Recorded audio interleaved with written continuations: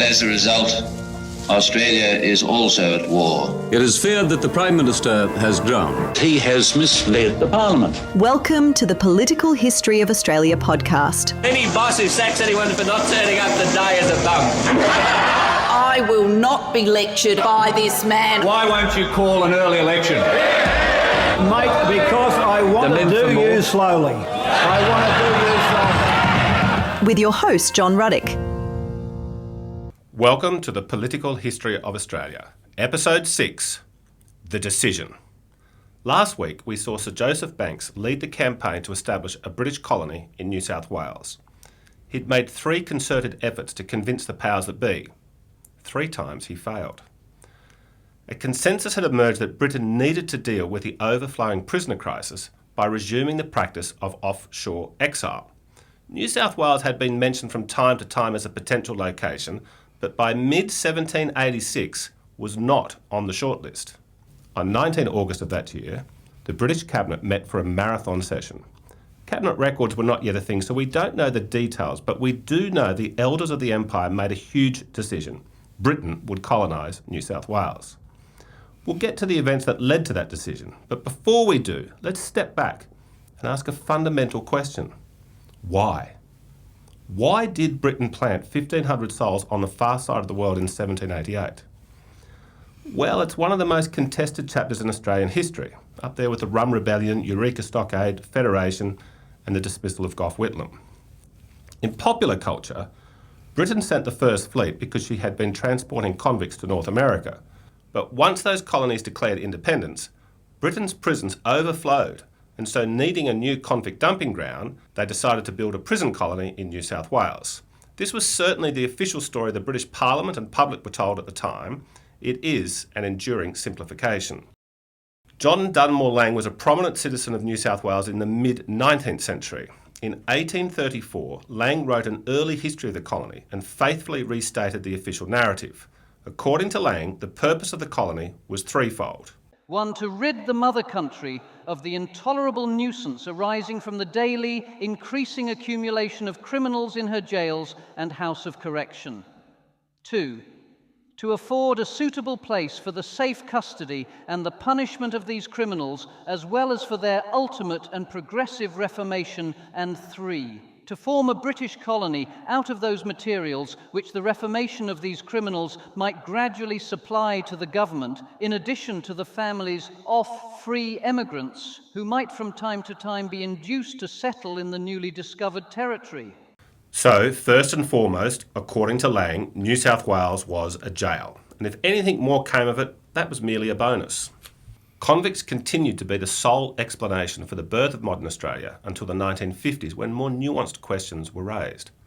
Manning Clark published the first of his 6-volume series, A History of Australia, in 1962. Clark maintains the convict overcrowding was the main wind in the sails of the First Fleet, but he speculates Britain may also have had commercial and/or imperial considerations in mind as well. In 1966, Geoffrey Blainey went further and for the first time questioned the centrality of convicts and made a good case that the whole project did not meet a cost-benefit analysis. Blainey wrote in The Tyranny of Distance. It is puzzling, however, that Britain should have selected Australia as her overseas prison. Australia was too far away. Lord Howe, First Lord of the Admiralty, writing on Boxing Day 1784, had disparaged the idea of any civil or convict settlement in eastern Australia on the grounds of the length of the navigation subject to all the retardments of an India voyage. The cost of sending convicts to Australia was much larger than the cost of sending convicts to an isolated British possession in the Northern Hemisphere. The settling of eastern Australia was a startlingly costly solution to the crowded British prisons. It was also a very slow solution to what is often said to have been an urgent problem. An awareness of these problems of distance provokes the question why Britain did not adopt a cheaper, quicker outlet for its overflowing prisons, either by building new prisons at home or by finding a nearer land of exile on the coast of islands of the Atlantic. Blainey argued the motive to colonise New South Wales was mostly commercial. Trade was really starting to take off between Britain and China, and a fabulously lucrative fur trade had just opened up around modern-day Alaska. To reach these places, British ships would pass through Southeast Asia where the Dutch, pirates and exotic diseases all lingered and lurked. Unlike other European powers, Britain had no colonial infrastructure in the entire Pacific prior to 1788, bar the East India Company having ports around modern-day Malaysia. Blaney suggests the New South Wales project was about Britain catching up. Blaney recognised the convicts were central to the execution, but not the motive, because they would provide free labour required to get the colony on its feet. Blaney also introduced an argument around timber and flax supplies, about which I was initially dismissive. Seems way too boring a reason to send the First Fleet, but on reflection there are good grounds to at least include timber and flax as not insignificant factors. Since the mid-1400s, global seafaring trade had gone exponential. Oceans became superhighways. All these ships needed strong, tall timber masts, and they needed sails and rope made from fibrous plants like flax. Britain built the strongest navy and secured its timber and fibres from the Baltic, but there had been such demand that supply was being depleted, and on top of that there was the on-again, off-again relations with the Russian Tsars. Cook and others had reported that New Zealand and Norfolk Island grew the best timbers and flax in the entire world, all just sitting there in abundance. Botany Bay was ideally located as the logistics hub. Blaney's mostly commercial motive for the First Fleet was largely dismissed in the 1960s, but his views are probably the academic mainstream today. The most read book on Australian history is Robert Hughes's The Fatal Shore. It sold well because Hughes was already an international celebrity, and he does write beautifully. Written 2 decades after Blaney, The Fatal Shore is a valuable insight into the plight of convicts, but it relies on the archaic, or at least partial narrative, that convicts, and only convicts, explains the British decision to send the First Fleet.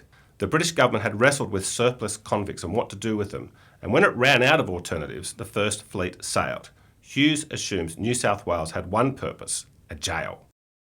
Between 1974 and 2011, historian Alan Frost gathered 2,500 original documents from the First Fleet era. He scoured archives in Australia, Britain, Europe and Asia. He did a great service in bringing these documents together and preserving them. Frost pored over what the decision makers of the day were thinking. He argues a colony 20,000 kilometres away was enormously expensive, and that the British government of the day, like any government, would want to see a return on investment. Convicts were important, but so was trade, timber, flax, the need for a naval port and fear of French, Dutch, Spanish or even Russian dominance of the South Pacific. New South Wales also had the advantage of being unsettled by any other European power, so less likely to cause a geopolitical disturbance. Britain was gearing up to build the greatest empire in world history. New South Wales was to be a cornerstone of that imperial ambition. Frost has the primary source receipts to bolster the guts of Blaney's thesis. There was a pot with a variety of motivational ingredients in it, and at a critical moment they converged, and then bam, all solved in one by sending the First Fleet. Where they differ is that Blaney saw the decision primarily through an economic lens. Frost saw it primarily through an imperial expansion lens. Frost derides what he calls the traditionalist account of Australia's origins, as it is ascribed to nothing but the loss of the American colonies and the oversupply of convicts. He concludes, in its intricacies and its extensions, the real story of the Botany Bay decision is very different from the meagre one of the traditionalist historians have told, and much more interesting. The most recent contribution to this debate is from Margaret Cameron Ash, who argues there was a specific trigger behind the abrupt decision of the 19th of August 1786. In her book, Beating France to Botany Bay, Cameron Ash argues the American Revolution was not a critical factor, and neither were the convicts. She argues the go button on the First Fleet was an immediate reaction to leaked intel Jospeh Banks got indirectly via the great American Thomas Jefferson. She says the value of the convicts was the free labour required to build a significant colony. But that was the purpose, to build a significant colony. If convicts were not a thing, then something else would have been used to justify the project. Cameron Ash writes, anyone wanting to know the history of modern Australia is obliged to add a large dollop of Anglo-French rivalry to the conventional narrative. That rivalry was the fundamental reason for the colony's birth and the basis of its dramatic story. Cameron Ash devoted many years of study to this narrow subject and read an enormous amount of original documents across Australia, the UK, France and elsewhere. But I am most attracted to her position, and am about to rely on it, because it best explains why there was, out of the blue, an overnight abrupt decision. Money, romance, and imperial rivalry are all capable of injecting people with a dramatic burst of enthusiasm. And as we'll soon see, that is what happens. So let's return to the narrative. We're less than 2 months before Decision Day, 19 August 1786. And what's France up to? The king at this time was Louis XVI. The prior French king was Louis XVI's grandfather, Louis XV, who had come to the throne aged 5 in 1715 and reigned until he died in 1774. That's the second longest reign of a French monarch in history. But during that reign, France's preeminence eroded. As we saw in episode 2, Louis XV lost large slabs of the French Empire to Britain at the end of the 7 Years' War in 1763. But French fortunes seem to have turned a corner in 1774, when 19-year-old King Louis XVI came to the throne. A year later, the colonies of British North America launched their rebellion, and France soon began covertly helping the Americans with guns, money, and supplies. By 1777, the French were formally at war with Britain, and so by 1786, France was feeling chuffed about having helped inflict defeat on Britain. Louis XVI was keen to get back into the game of imperial expansion. So far we have met several French explorers of the Pacific. Now we come to the one most familiar with Australians today and will feature in this and coming episodes, Commodore Jean-François de La Pérouse. La Pérouse was born into a noble family in 1741 and joined the French Navy at 15. He spent the rest of his life as a naval officer. He served with distinction during the American Revolution, so much so that when the war was won, Louis XVI handpicked La Pérouse to lead a lavishly financed, high-profile, scientific voyage to the Pacific. But everyone knew the real purpose of these scientific expeditions was empire building. The French public were excited. A 16-year-old Napoleon Bonaparte unsuccessfully applied to join La Pérouse's crew. The British press frequently reported on La Pérouse's preparations and queried its real purpose. The British government too was anxiously keeping a close eye on what La Pérouse was up to, as was no doubt Jospeh Banks. Wild rumours circulated, including one from spies in France, that La Pérouse was off to establish a convict colony in New Zealand. But nothing could be confirmed, and so Britain maintained a wait-and-watch policy and not overreact to La Pérouse's upcoming voyage. Most of these French and British tours of the Pacific that we have seen so far were typically around 2 years. Cook's first voyage was unusual because he was away for almost 3, but La Pérouse's grand voyage was to be a 4-year mission. Initially, La Pérouse was instructed by his king to first explore the North Pacific and then the South Pacific. But just prior to departure, the king reversed those plans and instructed La Pérouse to first go south to New Holland and to map and claim parts of that continent. There is a great piece of art entitled Louis XVI Giving Final Instructions to La Pérouse 1785, and it depicts the king and La Pérouse looking over a world map with the king pointing directly at New Holland. On the 1st of August 1785, La Pérouse and his 222 men aboard 2 large, well-supplied ships departed from the French Atlantic port of Brest. They sailed down the Atlantic and then around the tip of South America. But once in the Pacific, La Pérouse fatefully disobeyed his king. La Pérouse unilaterally decided to first go to the North Pacific, and after that he would go to the South Pacific and New Holland. La Pérouse wrote back to Paris to explain his decision, which was based on his hunch the British had eyes on the Pacific Northeast. This is oddly unconvincing. Fears of British settlement there were well known before he left.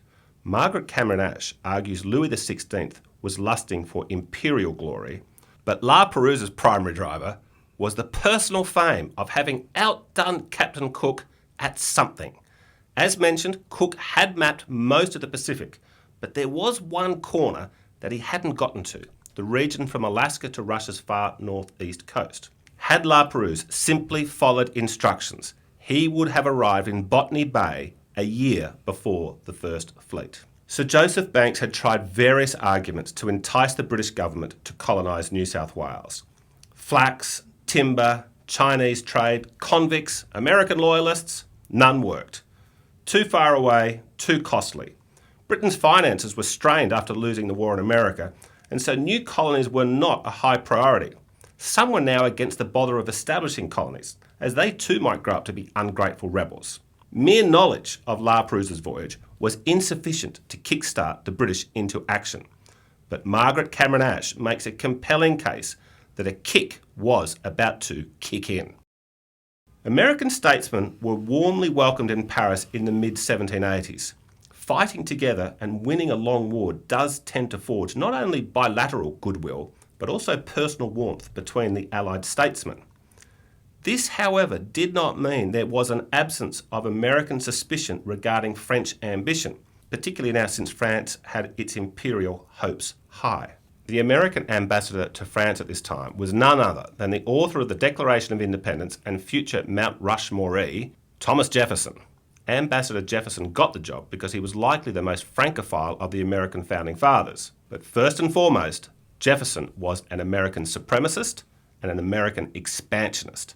As president 2 decades later, Jefferson would double the size of the US with the Louisiana Purchase and set in motion expansion from the Atlantic to the Pacific.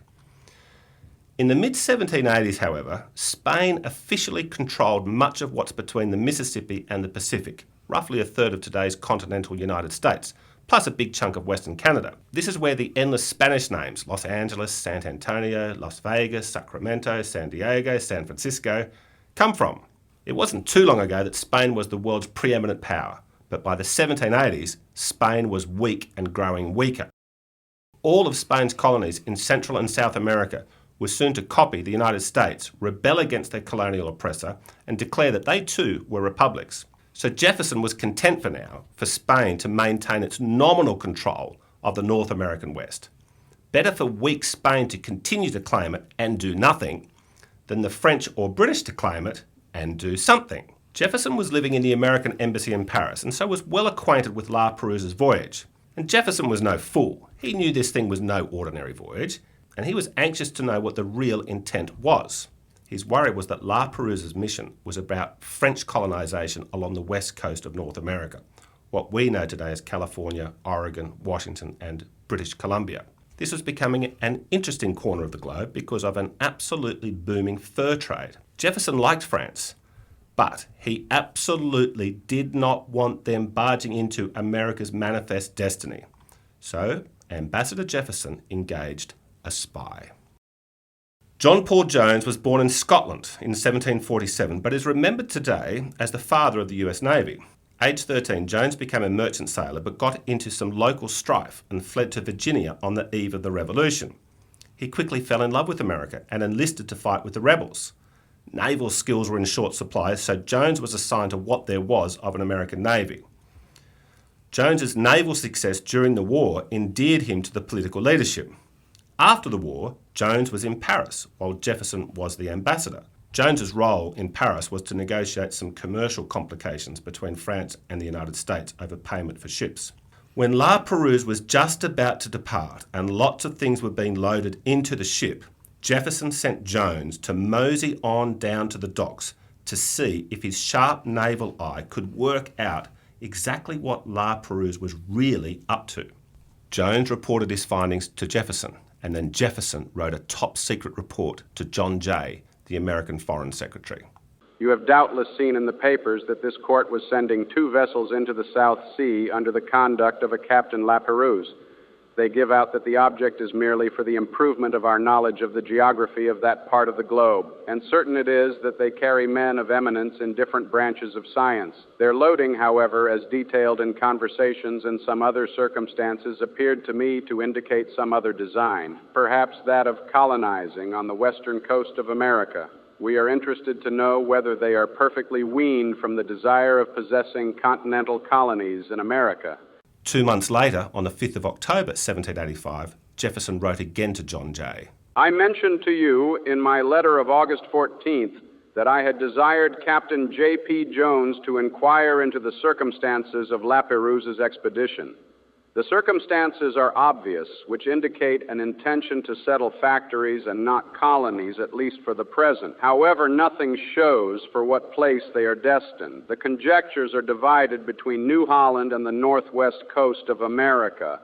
So, the Americans were now of the view that the purpose of La Perouse's voyage was to establish a big trading base as a prelude to colonisation. But where? Was it the west coast of North America, or was it New Holland? Jefferson and Jones pondered this and came to the view that the farming equipment and the trees taken aboard La Perouse's ships were utterly unsuitable for the frigid northwest of America, but they were ideal for a settlement in New Holland. Jefferson was relieved. He didn't care about New Holland. If the French wanted it, then good. It would be a big distraction far from his United States. According to Margaret Cameron Ash, 10 months after Jefferson's mind had been put at ease about French intentions, Sir Jospeh Banks had a dinner at the Royal Society with the 35-year-old American, John Ledyard. The date was Thursday, the 17th of August, 1786. If the 26th of January 1788 is the birth of modern Australia, then this dinner with Banks and Ledyard was the unplanned conception. So, who was John Ledyard? Ledyard had been born in America, but as a youth he sailed to London as crew on a merchant ship. He arrived in April 1775, an unfortunate time for a young, fit male American to be walking around England. This was the very moment the American Revolution kicked off in Lexington and Concord. Ledyard was impressed into the Royal Navy, which basically meant thugs were rounding up men off the street and forcing them into the Navy. But Ledyard wasn't sent to the front line in America. Rather, he was chosen by Cook to be part of his third voyage to the Pacific. So Ledyard has, in quick succession, gone from a tourist in London to being forced into the military by a country your country is at war with, but then that bad luck turns into the fabulous honour of sailing the world with the famous Captain Cook. Cook's third voyage departed in July 1776. It was easily Cook's longest, though, as mentioned in episode 3, he was killed halfway through. Along the way, crew member John Ledyard spent 4 days onshore in Van Diemen's Land, Tasmania, which he assumed was part of New Holland. Ledyard loved it. He wrote it was a noble country, similar to the south of France, and with significant potential. Later in the same voyage, Ledyard saw Eskimos selling fur cheap in the Pacific Northeast and the sky-high prices paid for those furs in China. When Cook's third voyage returned to England in late 1780, Ledyard was this time sent to fight for the British against his fellow Americans in America. The British must have been running low on recruits, since an American in these circumstances was a high risk of going AWOL, which is precisely what Ledyard did. Back home at last, Ledyard turned to monetising what he had seen in the Pacific. First, he wrote an unofficial but best-selling account of Cook's third voyage. After the American and French victory, Ledyard went to Paris seeking investors in a fur trading scheme, and at one point his business partner was John Paul Jones. Now that enterprise didn't get off the ground, but Ledyard spent a year and a half in Paris, and in that time he became an especially close confidant of Ambassador Jefferson. They dined together at least daily. Ledyard described Jefferson as a brother. Jefferson described Ledyard as a man of genius, of some science and of fearless courage and enterprise. Ledyard had charmed Captain Cook and now Thomas Jefferson. Ledyard, however, was about to be out-charmed by Sir Jospeh Banks. Margaret Cameron Ash argues Jefferson downloaded to Ledyard all the intel the Americans had about the La Perouse mission, and that its purpose was to claim New Holland for France. Ledyard was one of the very few who had visited both New Holland and the Pacific Northeast. So yeah, it's near certain that during one of those endless long discussions between Jefferson and Ledyard, that Ledyard learnt what the Americans knew, or at least thought they did, about La Perouse's intent. Parisian investors weren't excited about Ledyard's fur trading scheme, so his next scheme was to trek overland from Alaska to Virginia and see what he could discover. When Ledyard heard a ship docked in London would soon sail for Alaska, he got himself to London, where he arrived on the 12th of August, 1786. Sir Jospeh Banks had been on Cook's first voyage. Ledyard had been on Cook's third. With Cook such a legend by now, the Cook alumni were an unofficial but warm fraternal order. Banks heard Ledyard was in London, and so promptly invited him to dinner at the Royal Society. Ledyard was 35, Banks was 43. Dinner started at 4:30 p.m. Ledyard was prone to gossip, and his loose lips were made looser by the fact that he was dining at the Royal Society with its world-famous president. No doubt they enjoyed the finest room, menu, and drinks. Margaret Cameron Ash writes, Ledyard told Banks that La Perouse was going to colonise New Holland. That news had been a relief to Jefferson, but for Banks, the unofficial minister for New South Wales, it was alarming. New Holland had been his project. He didn't want the French getting it. Banks agreed with Ledyard's conclusion that all the trees, etc., on La Perouse's ships and the 40 farmers on board meant that they weren't colonising Northwest America, but New Holland. Banks must have been both alarmed and thrilled with this news. After years of being ignored regarding New Holland, he now had his chance, and he made the most of it.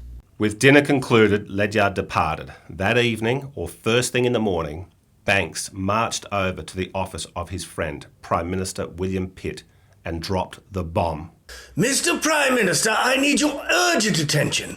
France is on its way to colonise our New South Wales. The PM had a busy schedule that Friday, but all was quickly pushed aside for an emergency cabinet meeting. When assembled at noon, it was the most well-attended cabinet in some time. Unusually, the King himself sat in for the first few hours.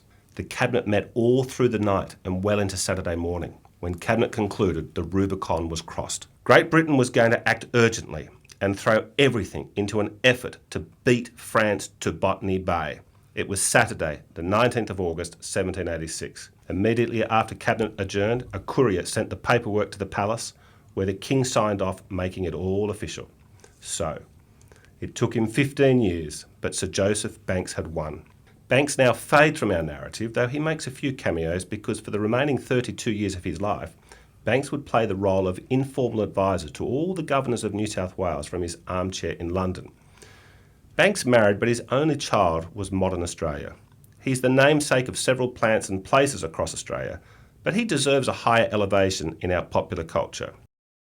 Join us next time when we meet the man who was given the huge responsibility of making the big British bet on Botany Bay pay off, Captain Arthur Phillip. Thank you for listening to this episode of the Political History of Australia podcast with your host, John Ruddick. Click follow to receive episode notifications, and leaving a review helps others find the podcast.